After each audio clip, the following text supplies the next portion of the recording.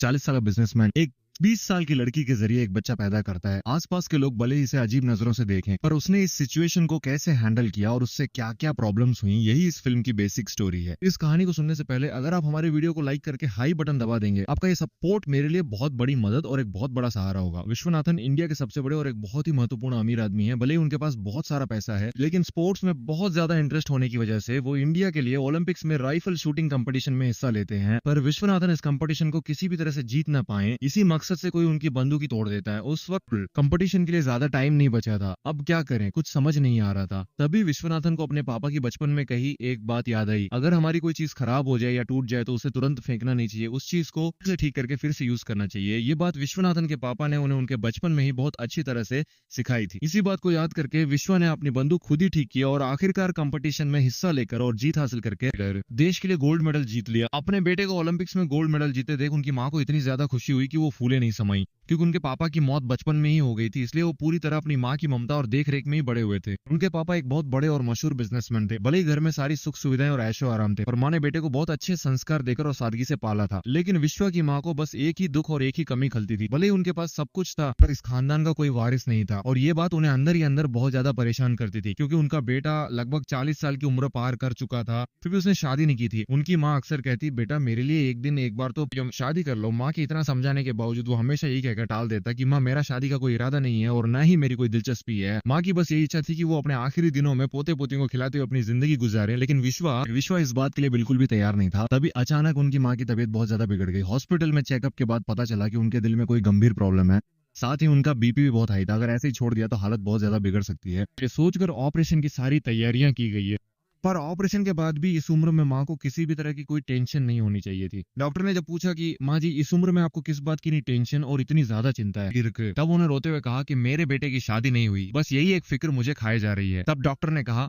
विश्वा देखिए आपकी माँ का ऑपरेशन तो हो जाएगा, पर उसके बाद उनकी सेहत ठीक रखना या ना रखना पूरी तरह आपके हाथ में ही है। क्योंकि इस उम्र में उन्हें खुश रहना चाहिए। इस वक्त वो इस बात को लेकर बहुत ज्यादा परेशान है कि आपकी शादी नहीं हुई और आपका कोई बच्चा नहीं है। कम से कम उनके लिए ही सही आपको एक शादी तो कर ही लेनी चाहिए। डॉक्टर ने उन्हें यही सलाह दी। यहाँ तक कि मैं एक ऐसी लड़की को जानता हूँ जो फॉरेन में रहती है, वो भी एक डॉक्टर ही है। डॉक्टर खुद रिश्ता ढूंढ कर दे रहे हैं कि तुम दोनों की जोड़ी बहुत अच्छी लगेगी। विश्वा ने भी कहा ठीक है, उस लड़की का नंबर मुझे भेज दीजिए, मैं बात करके ट्राई करता हूँ। उस लड़की का नंबर लेकर उन्होंने बात करना शुरू किया। जैसे जैसे दिन बीतते गए वो लड़की और विश्वा एक दूसरे के काफी क्लोज आ गए। वो लड़की फॉरेन में रहती थी, इसलिए वो अक्सर वहां आता जाता रहता था। ऐसे ही एक साल बीत गया। अचानक देखा तो पूरा न्यूज़पेपर और मीडिया हैरान था।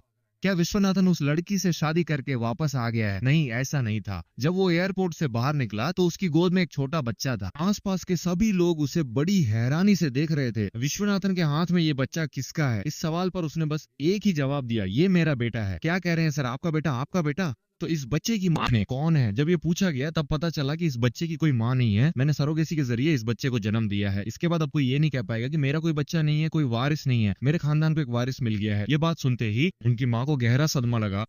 ये तूने क्या कर दिया? मैंने सोचा था तेरी शादी कराऊंगी और उस लड़की से तुझे बच्चा होगा, पर तू तो कहीं से सरोगेसी के जरिए बच्चा ले आया। इसके बाद तेरी जिंदगी में खुशियां कैसे आएंगी? क्या तूने उस बच्चे के फ्यूचर के बारे में सोचा? माँ ने ऐसे कई सवाल किए, लेकिन बच्चे का चेहरा देखते ही उन्हें एक छोटी सी खुशी मिली। जो माँ इस बात से परेशान थी कि उनके खानदान का कोई वारिस नहीं है, भले ही उनके बेटे ने ये सब कैसे भी किया हो, एक तरफ दुख तो था ही, पर वो खुश भी थी। विश्वा की माँ भी उस बच्चे के साथ टाइम स्पेंड करने लगी। अब लगा कि सारी मुश्किलें खत्म हो गई हैं। जैसा उनकी माँ ने सोचा था, विश्वा को एक बच्चा मिल गया है। लेकिन तभी यहाँ एक बहुत बड़ा और हैरान कर देने वाला हादसा होता है। अचानक उस बच्चे की तबीयत खराब हो जाती है और उसे खून की उल्टी होने लगती है। जब बच्चे को हॉस्पिटल में एडमिट करके चेक किया गया तब पता चला कि उस बच्चे को हड्डियों से जुड़ी एक अजीब बीमारी है, और अगर हमें इस बीमारी को ठीक करना है तो हमें एक डोनर की जरूरत होगी। वो डोनर या तो माँ होनी चाहिए या फिर पिता, कोई और भी हो सकता है, लेकिन अगर सगा खून हो तो बच्चे के लिए ज्यादा सेफ रहेगा। डॉक्टर्स ने ऐसी सलाह दी। तुरंत विश्वनाथन को चेक किया गया कि क्या वो बच्चे को बोन मैरो डोनेट कर सकते हैं, लेकिन जब उनके खून की जांच हुई तो पॉसिबिलिटी बहुत कम निकली, बहुत कम थी। डॉक्टर्स इस नतीजे पर पहुंचे कि अगर हम इस बच्चे की माँ को ढूंढ लें तो उस माँ के जरिए हम जरूर इस बच्चे की जान बचा सकते हैं।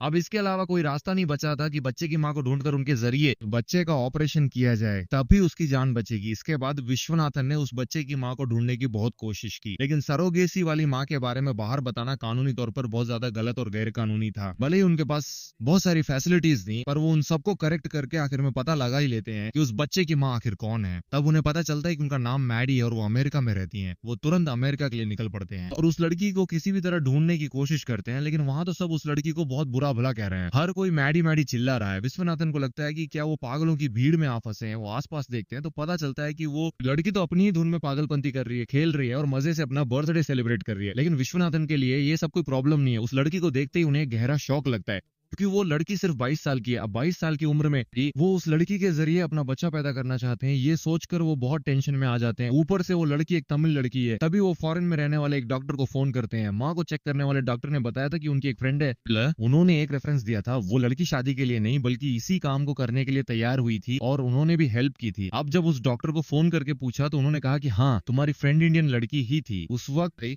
आपकी किस्मत अच्छी थी कि वो लड़की तमिल ही निकली। वैसे सरोगेसी तो हर औरत अपनी मर्जी से ही करती है, किसी का कोई दबाव नहीं होता। शायद उस लड़की को कोई प्रॉब्लम थी इसलिए उसने ये किया, ऐसा वो ऑर्डर कहता है। लेकिन विश्वनाथन ये बात मान ही नहीं पा रहा था। जो भी हो, बच्चे की जान बचानी थी, इसलिए वो मैडी के पास गया और बताया कि उसके बच्चे को एक प्रॉब्लम है। अब बच्चे को एक डोनर चाहिए और डॉक्टर ने कहा है कि अगर वो माँ हो तो बहुत यूजफुल होगा, ऐसा डॉक्टर ने कहा है।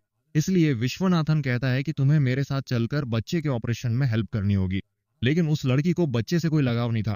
वो कहती है मैं आऊंगी, लेकिन मुझे सिर्फ पैसे चाहिए। मुझे $75,000 और आने जाने का सारा खर्चा आपको ही उठाना होगा। ऐसी कई कंडीशंस के साथ वो लड़की आने को तैयार हो जाती है। विश्वनाथन सोचता है कि बच्चे की तबीयत खराब है और ये सिर्फ पैसों की बात कर रही है, ये कैसे हो सकता है? क्या सच में यही इस बच्चे की माँ है? वो इसी उलझन में था। सारी कंडीशन सब मानकर विश्वनाथन मैडी को लेकर घर आता है। घर पहुंचते ही माँ उस लड़की को देखकर एकदम हैरान रह गई, क्योंकि वो बहुत छोटी थी। वो हैरानी से पूछती है, क्या इतनी छोटी लड़की के जरिए तूने बच्चा पैदा किया? ऊपर से मैडी घर आते ही काफी एटीट्यूड में बात करती है। ये देखकर माँ को बहुत गुस्सा आता है। देखा वो कैसे बात कर रही है, कहाँ से उठा लाया इसे? माँ को बस गुस्सा ही आ रहा था। लेकिन मैडी ने आते ही बच्चे के बारे में कुछ नहीं पूछा, बस दूसरी चीजों के बारे में पूछती रही। उसने बच्चे को कोई अहमियत ही नहीं दी, क्योंकि उसके लिए वो बस एक सरोगेट माँ थी, इसलिए उसने ज्यादा ध्यान नहीं दिया। लेकिन फिर भी रात के वक्त बच्चा रोता ही रहता है। विश्वनाथन की माँ बच्चे को संभाल रही थी। बच्चे के रोने की आवाज बहुत तेज थी, तो मैडी भी देखने आती है। तभी वो बच्चे को चुप कराकर उसे हंसाती है। तब अब विश्वनाथन की माँ पूछती है, बेटा तूने ये बच्चा क्यों पैदा किया, तेरी कहानी क्या है? तब वो बताती है कि उसके माँ बाप बचपन में ही गुजर गए थे। वो एक अनाथालय में पली बड़ी थी। इसके अलावा उसे पैसों की बहुत जरूरत थी। अपनी पढ़ाई के लिए उसने कहीं से लोन लिया था। अब उस लोन पर ब्याज चढ़ता गया और वो बहुत बढ़ गया। उसी वक्त सरोगेसी के जरिए मैंने सुना था कि अगर आप बच्चा पैदा करते हैं तो आपको पैसे मिलेंगे। इसी वजह से मैंने उस बच्चे को जन्म दिया। उसके बाद मैंने अपनी पढ़ाई भी शुरू कर दी। अब आपका बेटा बच्चे की किसी प्रॉब्लम की वजह से मुझे यहाँ ले आया है। बस यही मेरा इतिहास है। वो ये सब बहुत ही सिंपली बोल देती है, भले ही आपके अंदर हजारों मुश्किलें क्यों ना हो, और उसे कभी बाहर मत आने देना। मैडी बहुत खुश है। अब मैडी और विश्वा की माँ के बीच एक गहरा कनेक्शन बन रहा है। साथ ही मैडी विश्वा की माँ को उनके नाम से ही बुलाती है। माँ के मन में अभी भी यही बात चल रही है कि इस लड़की की अकड़ अभी तक कम नहीं हुई है। जो लड़की कभी पैसों के लिए बहुत तरसती थी, वो अब विश्वनाथन की दौलत की वजह से अपनी लाइफ बहुत एंजॉय कर रही है। लेकिन चाहे जो भी हो, तो विश्वनाथन एक बात साफ कर देता है, मैडी भले ही तुम उस बच्चे की माँ हो, पर तुम यहाँ सिर्फ बच्चे के ऑपरेशन के लिए ही आई हो। ऑपरेशन खत्म होते ही तुम्हें यहाँ से तुरंत जाना होगा। ज्यादा घुलने मिलने की जरूरत नहीं है, वरना बाद में तुम्हें ही दुख होगा। ये सब सेंटीमेंट यहाँ काम नहीं आएंगे। तुम अपना रास्ता देखो। और मैं अपना वो बहुत कैजुअली ये बात कहता है। मैडी इसे दिल पर नहीं लेती। वो सोचती है, ठीक है, हम बच्चे के ऑपरेशन के लिए ही आए थे, अच्छे से एंजॉय करेंगे और ऑपरेशन के बाद चले जाएंगे। वो भी इसी माइंडसेट में रहती है। उसी दौरान विश्वनाथन अपने यहाँ काम करने वाले बहुत से लोगों की काफी मदद करता है। ये सब चीजें देखने के बाद मैडी विश्वनाथन से काफी इंप्रेस हो जाती है। उसे लगता है कि चलो लड़का वाकई बहुत अच्छा है, ऐसा वो सोचती है। तभी ऑपरेशन का वक्त भी करीब आ जाता है। अब मैडी उस बच्चे के लिए अपनी हड्डी का एक हिस्सा उस बच्चे को ही डोनेट करती है। ऑपरेशन बहुत ही अच्छे तरीके से खत्म हो जाता है। लेकिन ऑपरेशन खत्म होने के बाद भी कम से कम 2 हफ्तों तक हॉस्पिटल में ही रहना होगा। उन 2 हफ्तों तक बच्चे और मैडी का बहुत अच्छे से ख्याल रखना जरूरी था। विश्वनाथन की माँ ने ही उन दोनों का बहुत ही सुरक्षित तरीके से ख्याल रखा। मैडी को महसूस होता है कि आज तक किसी ने उसका ऐसे ख्याल नहीं रखा। उसे एक छोटी सी कमी महसूस होती है, क्योंकि बचपन से ही उसके माँ बाप नहीं थे, इसलिए वो खुश है कि इस बच्चे की वजह से कोई उसका भी इतना ख्याल रख रहा है। उधर विश्वा भी हर रात हॉस्पिटल आता है और वहीं पर सो जाता है। वो बच्चे के बारे में सोचकर बहुत भावुक है और उसी के लिए वहां रुकता है। ये सब देखकर मैडी को बहुत फील होता है। उसे लगता है कि ये वाकई बहुत अच्छा इंसान है जो बच्चे के लिए पूरी रात यहाँ रुकता है। मैडी भी बहुत तक वो ऐसा फील कर रहे हैं। तभी मैडी एक बात कहती है, विश्वनाथन, भले ही मैं यहाँ पैसों के लिए आई थी, पर यहाँ आने के बाद मेरा उस पैसे के लिए लालच बिल्कुल खत्म हो गया है। यहाँ आकर इस बच्चे को, आपकी माँ को और आपको, इन सबको देखकर मुझे ऐसा फील होता है कि जैसे मुझे अपना कोई सगा रिश्ता मिल गया है। सच कहूँ तो उस ऑपरेशन के लिए भले ही मैंने शुरू में पैसों के लिए हाँ कहा था, पर बाद में एक माँ की तरह उस बच्चे का ख्याल रखने की नीयत से ही मैंने ऑपरेशन के लिए हाँ किया था। मैरी ये बात साफ कर देती है। इस पर विश्वनाथन कहते हैं कि तुम किसी बात की फिक्र मत करो, जब तक तुम मेरे साथ हो तुम्हारी पूरी जिम्मेदारी मैरी है और मैं तुम्हारा बहुत अच्छी तरह से ख्याल रखूंगा। वो उसे ऐसा वादा देते हैं। ये सुनकर मैरी बहुत खुश होती है। वो सोचती है कि वो कितने दिनों से तरस रही थी कि उसकी अपनी जिंदगी के लिए कोई तो हो जो उसका साथ दे। वो खुश है कि उसे ऐसा परिवार मिला, पर उसके मन में एक सवाल है कि आखिर इतना अच्छा लड़का होने के बावजूद वो सरोगेसी के जरिए बच्चा क्यों पैदा करना चाहता है। ये बात मैरी के दिमाग में बार बार घूम रही है। फिर वो विश्वा की माँ से पूछती है कि उनका बेटा शादी के लिए हाँ क्यों नहीं कर रहा, आखिर उसे क्या प्रॉब्लम है।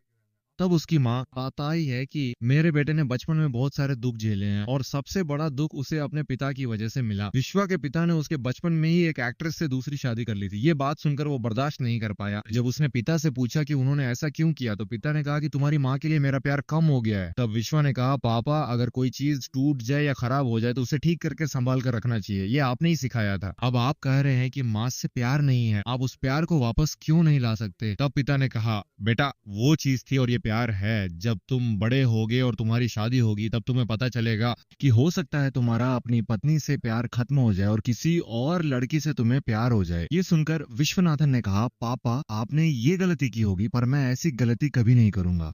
वो साफ साफ कह देता है कि वो अपनी पूरी जिंदगी में कभी शादी नहीं करेगा। उस दिन उसने जो बात कही थी उसे निभाने के लिए वो आज 40 साल की उम्र होने के बावजूद अपनी जिद पर अड़ा हुआ है और उसने अब तक शादी नहीं की है। मैं ही थी जिसने उसे बच्चे के लिए, एक वारिस के लिए उसे रोजाना बहुत टॉर्चर किया करती थी। उसी की वजह से वो एक सरोगेट मदर के जरिए इस बच्चे को इस दुनिया में लेकर आया। ये है उसकी पूरी कहानी। उसकी माँ ने मैडी को सब कुछ साफ साफ और खुलकर बता दिया। उस एक पल से मैडी को विश्वा पर बहुत ज्यादा तरस आने लगा। वो सोचने लगी कि ये इंसान कितना भला है, पर इसकी कहानी में इतनी दुख भरी जिंदगी है। विश्वा की ये पूरी कहानी सुनने के बाद मैडी के मन में उसके लिए ना एक छोटा सा प्यार जाग उठा। उसी दौरान वो दोनों एक होटल में खाना खाने के लिए जाते हैं। जब मैडी एक जगह बैठकर अपने खाने का इंतजार कर रही थी तो उस होटल के मालिक ने उसे धक्का दे दिया। मैडी को बहुत गुस्सा आ गया और उसने मिडिल फिंगर दिखा दी। तभी होटल के मालिक ने मैडी की गर्दन पकड़कर उसे बाहर धक्का दे दिया और उसे गलत तरीके से छुआ भी। जैसे ही विश्वा को ये बात पता चली उसने होटल के मालिक को बुरी तरह पीटा कि उसकी मैडी पर हाथ उठाने की हिम्मत कैसे हुई, और उसने कहा कि तुझे घमंड है कि ये होटल तेरा है, इसलिए तूने मेरी मैडी को बाहर निकाला। अब देख, मैं ये होटल ही खरीद लेता हूँ। और उसने वो होटल खरीद लिया। मैडी ने कहा, चलो अच्छा है, किसी ने मुझ पर हाथ उठाया तो तुम्हें गुस्सा तो आया,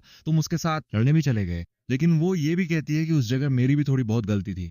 तब विश्वनाथन कहता है कि चाहे गलती पूरी तरह तुम्हारी ही क्यों ना हो, मैं हमेशा तुम्हारा ही साथ दूंगा। बस उसी एक मिनट से मैडी ने उसे अपना मान लिया और सब फिक्स कर दिया। उसने सोच लिया कि यही मेरा फ्यूचर है और मुझे इसी से शादी करनी है। पैसों के लिए मैडी को एक बच्चे का प्यार, एक माँ की ममता और एक पति जैसा साथ, ऐसे कई रिश्ते और खुशियां उसे मिल गई थी। अब उसने फैसला कर लिया कि वो इस परिवार को छोड़कर कहीं नहीं जाएगी। लेकिन विश्वनाथन अक्सर एक ही बात कहता था, मैडी, इस बच्चे से और मुझसे ज्यादा अटैच मत हो। जब तुम हमें छोड़कर जाओगी तो तुम्हें और इस बच्चे को बहुत दुख होगा। वो ऐसी बातें कहता है। अब ऑपरेशन भी अच्छे से हो गया और मैडी के वापस अपने शहर जाने का वक्त आ गया।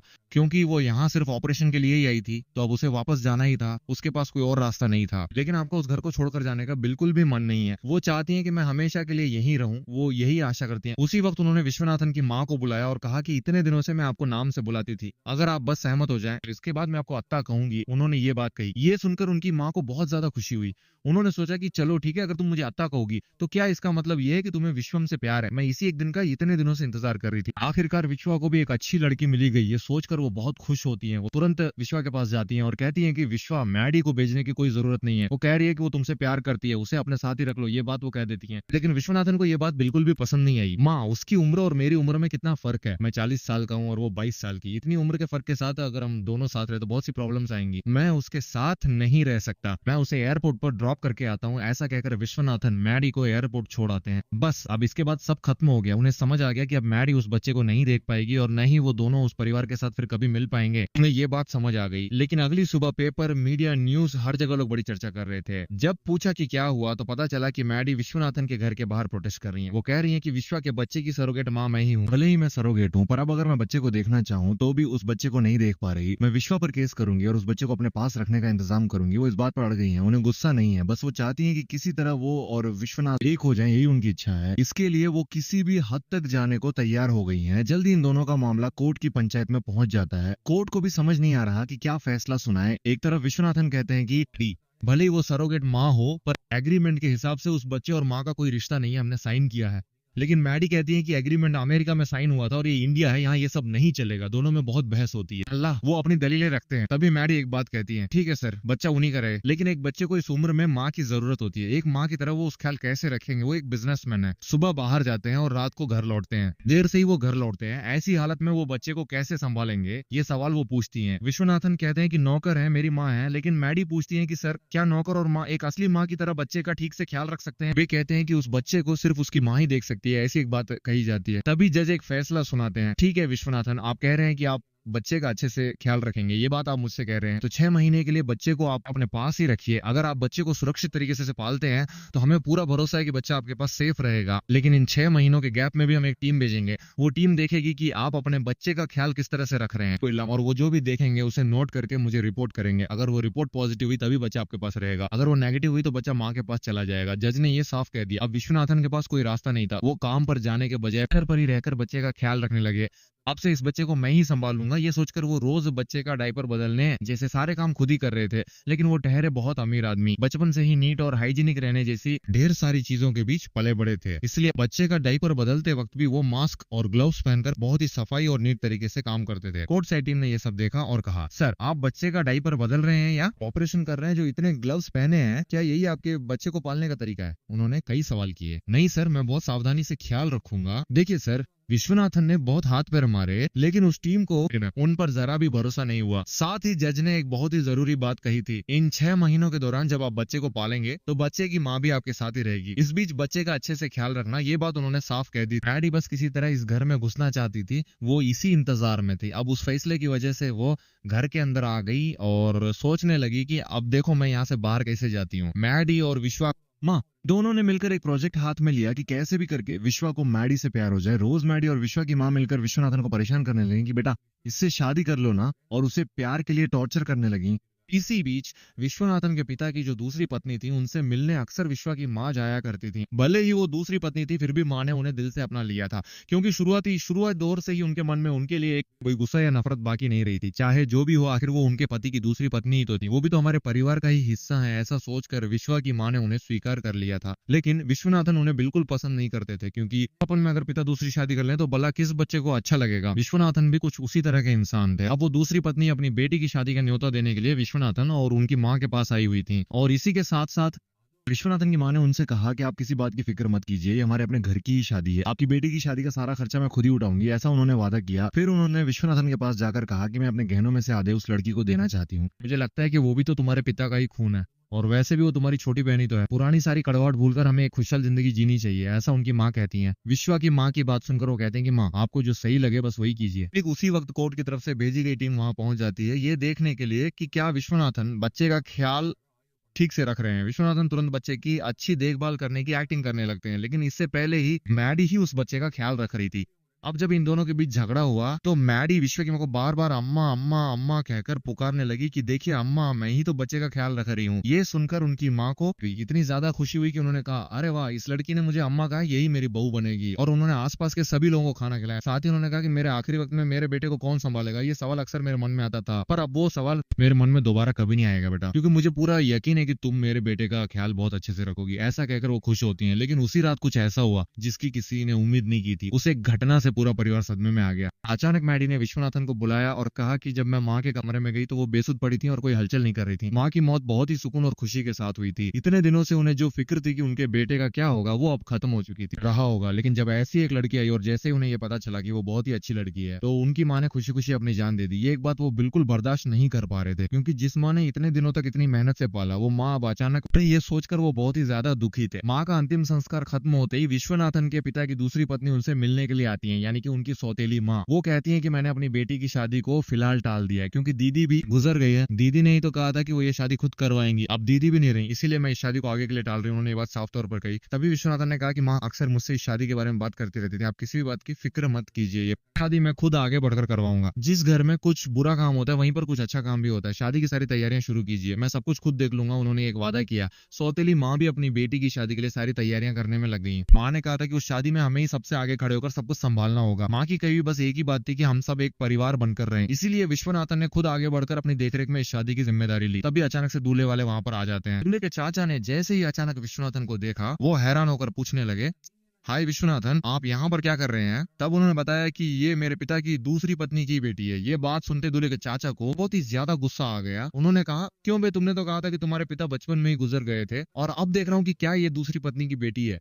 दूल्हे के चाचा को इस शादी में अब बिल्कुल भी दिलचस्पी नहीं थी क्योंकि दूल्हे के चाचा ही उनके घर में सबसे बड़े और एक बहुत ही रसूखदार इंसान थे। वो जो भी कहते थे सब उनकी बात मानते थे। उनके ऐसा कहते शादी में हल्की सी हलचल शुरू हो गई। अब शादी टूटने की कगार पर ही खड़ी थी। दुल्हन बहुत ही ज्यादा परेशान हो गई। विश्वनाथन उसे समझाने की पूरी कोशिश करते हैं क्योंकि वो उनकी अपनी बहन ही तो थी, लेकिन उस लड़की को बहुत ही भयानक गुस्सा आ जाता है। वो कहती है, आप इतने दिनों से मेरी माँ और मुझ पर बहुत ही ज्यादा गुस्से में थे। भले ही मैं दूसरी पत्नी की बेटी हूँ, लेकिन पापा मेरे साथ रहने के आपके साथ ही सबसे ज्यादा रहे हैं। पता है मैं कितने दिनों तक इस बात को सोचकर तरसी हूँ। आपके इसी गुस्से की वजह से ही मैं बचपन से बिल्कुल अकेली रही हूँ। ऊपर से मेरे दादा दादी को भी जब ये पता चला कि मेरी माँ ने दूसरी शादी कर ली है, तो वो भी उसके बाद वे हमसे मिलने कभी नहीं आए। दुल्हन कहती है कि हमने अपनी पूरी जिंदगी में बहुत सारी मुश्किलें और कशमकश झेली हैं। तब जाकर विश्वनाथन को समझ आता है कि उस परिवार में कितनी सारी परेशानियां और दिक्कतें हैं, और उनमें सबसे पहली प्रॉब्लम यह है कि गांव के सभी लोग उन्हें नीची नजरों से देखते हैं और कहते हैं कि ये तो दूसरी शादी वाली लड़की है ना, और सब उसका मजाक उड़ाते हैं। इतना ही नहीं, उस लड़की के दादा दादी में से भी कोई उसे देखने नहीं आता। इन सबको ठीक करने के लिए पूरे गांव में ये बात फैला देते हैं कि इस शादी की सारी जिम्मेदारी उस लड़की का भाई उठा रहा है। इसके तुरंत बाद वो लड़की के दादा दादी के घर जाते हैं और कहते हैं कि भले ही आपकी बेटी ने दूसरी शादी की हो, पर वो है तो आपकी ही बेटी, उसने आपके लिए बहुत सारी चीजें की हैं, प्लीज सब कुछ भूलकर अपनी पोती की शादी में आकर खड़े हुई है। उन्होंने ये बात साफ कह दी थी। अब उन्हें दूल्हे के चाचा जी को कन्विंस करना था। वो चाचा जी के पास गए और बोले, चाचा जी प्लीज, चाचा जी आप ऐसा क्यों कर रहे हैं? सिर्फ इसलिए कि वो दूसरी पत्नी की बेटी, आप उसके बारे में गलत मत सोचिए। भले ही वो दूसरी पत्नी की बेटी हो, पर वो एक इज्जतदार तरीके से ही पैदा हुई है और वो मेरी सगी बहन जैसी है। उसकी बेइज्जती मतलब मेरी बेइज्जती। प्लीज आप इस शादी के लिए हाँ कह दीजिए।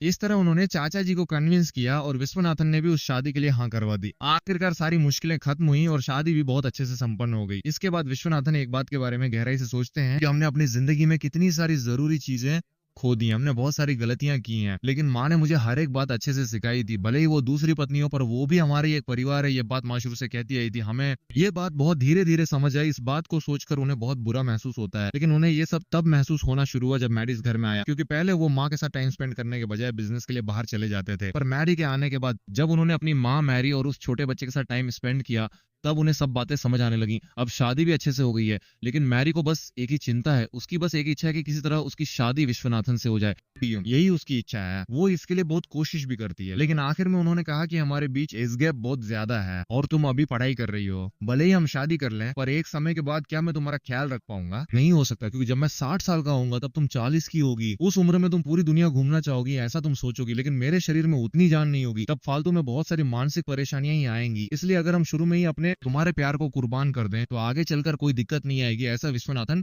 फैसला करते हैं। साथ ही तुम्हें पहले पढ़ाई करनी चाहिए, क्योंकि अगर तुम पढ़ोगी तभी कल को कोई ना होने पर भी तुम अपने पैरों पर खड़ी हो पाओगी। वो ये बात कहते हैं, लेकिन आखिर में मैडी बस एक ही बात कहती है। मैडी कहती है, ठीक है मैं अपनी पढ़ाई पूरी करूंगी। पर जब वो पूछती है कि पढ़ाई के बाद क्या तुम हमारी शादी के लिए हाँ कहोगे, तब वो कहते हैं कि पता नहीं, तब के हालात क्या होंगे वो देखेंगे, पहले तुम पढ़ो, उसके बाद तब बातें कर लेंगे। ऐसा कहकर विश्वनाथन मैडी को फिर से अमेरिका पढ़ने के लिए भेज देते हैं। और मैडी भले ही अमेरिका चली गई, पर उसका सारा खर्चा वही उठाते हैं, क्योंकि शुरू में उन्होंने कहा था कि तुम्हारी पूरी जिंदगी की जिम्मेदारी मेरी है। उन्होंने ये बात कही थी, इसीलिए उन्होंने मैडी का बहुत ही अच्छे से ख्याल रखा। ऐसे ही कई साल बीतते चले जाते हैं। मैडी की पढ़ाई भी पूरी हो जाती है और वो छोटी बच्ची अब एक 5 साल की बच्ची बन चुकी है। अब पढ़ाई खत्म होते ही मैडी विश्वनाथन को देखते हुए एक सवाल पूछती है कि क्या अब हम शादी कर सकते हैं? इस पर विश्वनाथन कहते हैं, वो सब छोड़ो, अब मैं चेन्नई में एक हॉस्पिटल खोलने वाला हूँ और तुम्हें ही उसे आगे बढ़कर संभालना होगा। तभी वो बच्ची एक बात कहती है, मम्मी अब मामा समझ नहीं आ रहा, अगर वो चेन्नई के हॉस्पिटल में रहने को कह रहे हैं तो पापा आपको अपने साथ ही रहने को कह रहे हैं, ऐसा वो बच्ची कहती है। तो इसका क्या मतलब है? मतलब आखिर में विश्वनाथन मैडी के प्यार के लिए हाँ कह देते हैं। इसके बाद ने वो सब एक साथ मिलकर एक परिवार की तरह जिंदगी जीने वाले हैं।